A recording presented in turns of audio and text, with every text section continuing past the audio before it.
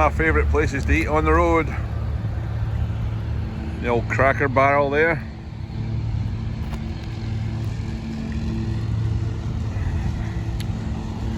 Florida, 80 degrees, nice. I ended up down here, very short notice. The new driver that we started from Florida turned out to be a bit of a bust, to tell you the truth. Just left the truck sitting there, didn't call us, didn't pick up his load 2 days in a row. I thought, you ain't gonna get a third chance, so I jumped in the plane yesterday with my spare keys, flew down here and grabbed the truck.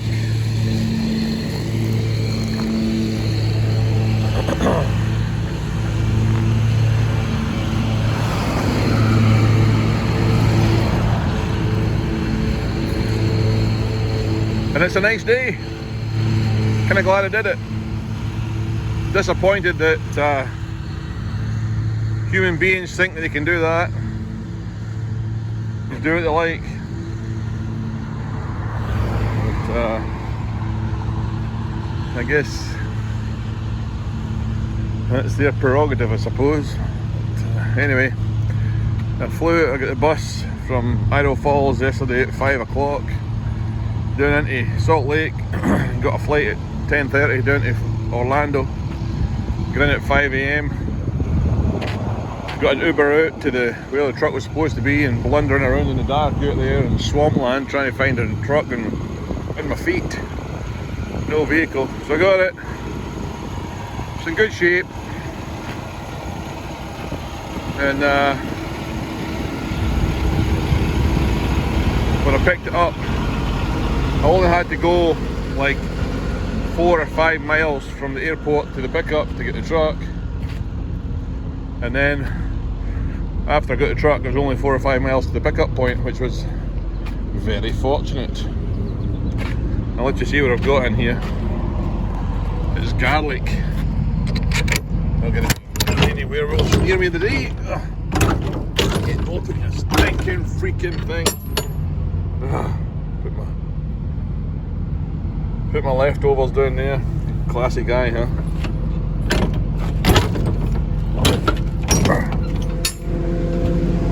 That's it. Half of a load.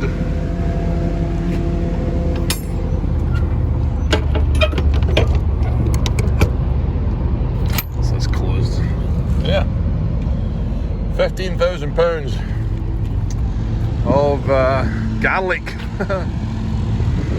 So, yeah, it's nice down here. Wasn't so nice this morning when I was trying to get this thing to start. I get into the door, got loaded, and then it wouldn't start. So there's something wrong with the starter or the ignition barrel or something there. So I had to hook up next to the red line here. I had to hook that up to the other guy beside me, his red line, air up the truck, unhook it, dolly down and unhook it and get a pull start from underneath the trailer. Got it pump started and then got back going again. Hooked up. So up here at Lake City, and it's quite nice. Had a good wee morning. If I was given this as a choice for the day, I would take it as a win. So get back in the truck here. Alright, so it's the next day. I managed to do 500 miles yesterday after I got loaded and got the truck started and flew to Florida and got there. So that was handy. I got as far as almost, got onto the first on I-10. I decided I didn't want to face Atlanta or up that way. Just thought, run I-10 and I can run through the oil field and way back up Texas, see what's going on. And I got to just inside Alabama before I get to Mobile. I hate that part where you have to drive across the sea. Don't like it one little bit. So got there, started this morning at 4 AM. I shut down at 9 last night. Got a good sleep in the bunk here. Always a good sleep in the bunk. And I'll get to what do others get? Well, when you once you come north off of Bratton Rouge, there's a little road that goes to the side that cuts the corner off and onto 49. So on I-49 right now, north of Alexandria. A little bit tired there for a second, but it's 11 AM, so I'm on 800 and something. So we're up to Shreveport, turn left, Dallas, and then we'll see where I go from there, depending on where Wes is at. The oil field, I might hook up with him through there. So oil field in Texas is kind of crap at the minute, to tell you the truth. Wherever we're in New Mexico, it's blowing the doors off good, you know. But Texas, it's civilized, but that's not something that everybody says. But compared to North Dakota and New Mexico, where it's in an exploratory type area, well, there's oil there, not a lot of civilization around it. You get better rates ordinarily, but in Texas, it's been there so long that people have set up homes there, they live there, they'll come out and work for a little bit, they don't need to work for a lot. There's a lot of them, the guys, their houses are paid, their trailers paid, their trucks paid, blah blah blah, cash in the pocket, and if you can go out and do a $400 load or two of them, or, you know, that's okay if you want to make $5,000-6,000 a week. That's, you know, there's a lot to come off of that. But for us, being away,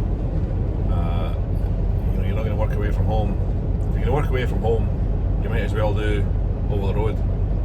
And right now, it should be quite simple for a guy to do 10 grand a week. The rates are just that good. But fuel's high, so the bit that's left is probably the freaking same.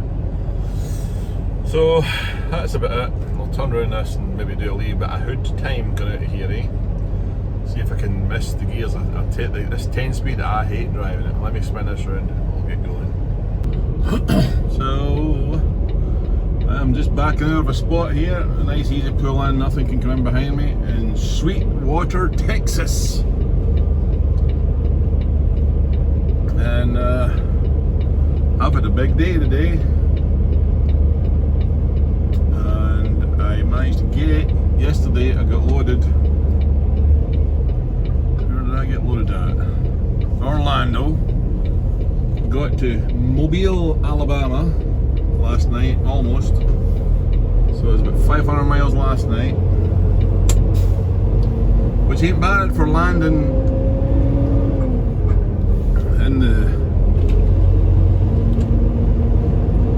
in Florida. Flew down there overnight, and then I drove to Mobile. Went to bed at 9 o'clock. Central time, I guess that is, and then I got up this morning at 4, drove to just above Alexandria there in Louisiana, and got myself a Red Bull. Back in the truck. I drove all the way from Alexandria. I was doing a lot of things on the phone today, and so the time went by quickly, and before you know it, I'm in Sweetwater, Texas, and my stomach's saying, "Hey, idiot, stop, feed me." So it was 88 when I pulled in here, now it's 82, and it's 10 after 8 at night. So I had some to eat there. I'm not going to go much further, but I'd sure like to get as far as Big Spring, Tejas. So, update, if you like one. Brett's truck went in for a vibration as he was pulling up hills. Anyway, they changed fuel filters, took it for a drive, told us that it was the tyres were unevenly matched in the back, but it wasn't, it was the fuel filters. He had a wheel seal leaking, so we got a quote yesterday for $1,200 thereabouts, and I thought that's a bit much, but there you go. Better stop here at the stop sign, see how I'm on film, we'll do it right. quote they gave us. They messed about all day, and we finally got it out of the shop tonight. And because they don't take a credit card over the phone, I had to call the lease company, and they've already got my credit card details, and I said, like, you guys pay your part and I'll pay mine, and then we'll be happy. Unbeknown to me that they had bumped the bill up to $1,800. So I called up the service manager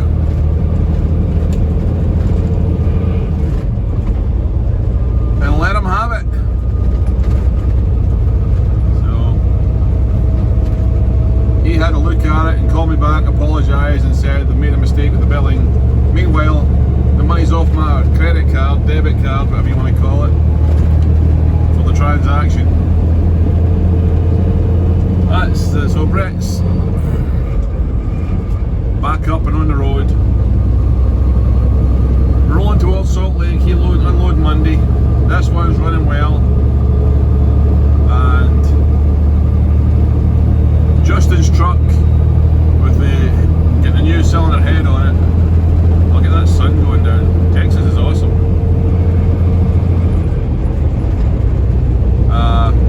I called them up today and they said the head's on it, it's all rebuilt.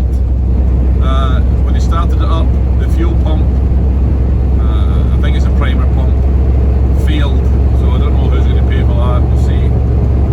But there you have it, it'll be ready to pick up Monday, so we'll have 4 on the road Monday. And Jeff's been working on the blue Kenworth. So I hate these 10 speeds. I can't shift it for toffee. This one especially. So that's what's going on with the trucks. I've got since yesterday lunchtime, I've managed to do right around 1,300 miles. So if I can get another little, we'll get to Big Spring and head north to La Mesa, maybe that'll be a good stopping point there. But quite enjoying driving this purple thing once it's in a high gear. You know, I've only got 19,000 pounds on, so she goes all right. Hey, by the way, thanks for all the comments on these videos. There have been some intelligent comments and suggestions about new trucks versus old trucks. I really appreciate that, and the fact that there's people out there that are actually wishing you the best of luck and wishing you well and giving you encouragement. It's an additional motivation to me to keep going. So anyway, I could use another driver at the minute. Probably, maybe, we'll see. I don't think this pack car is a long-term prospect for me. And who knows? Might swap it for a Volvo or something, I don't know. It's important not to make decisions when you're on a high or on a low. You know, I was on a low the other day there when I had to fly down to Florida and get the truck picked up and dealing with complete buttholes of human beings, to tell you the truth. Let's just not mince our words here. Anybody that quits and doesn't even think that you deserve the courtesy is just a complete and utter ignorant human being. So it puts you in a little bit of a low, but then you get yourself mustered up and get stuck in, take the bus, take the flight, take the Uber, get down there, get in the truck, get a load on, and then hammer the crap out of the truck to get back on schedule. You know, it makes you when you get a challenge, it's good to get a challenge every now and again, so that you can prove to yourself that you can face it and overcome it. Gives you a bit of, feels like a bit of fortitude or something that gets developed when you overcome challenges. So yeah, started off the week good, had a crappy bit in the middle, finished it good, good-ish, you know. Wes has been hauling double boxes of sand in New Mexico, came into Texas, fell on its face. So we've switched back over to sandbox because I think it'll be more steady in Texas. We hope. So, right then, thanks for watching these videos, very encouraging. I appreciate all the comments. If you haven't subscribed, please do that. It massages the old ego. Anywho, oh, I hate this beep when you tailgate. Sometimes it's nice to tailgate. Then you can get some speed up and get out past something, but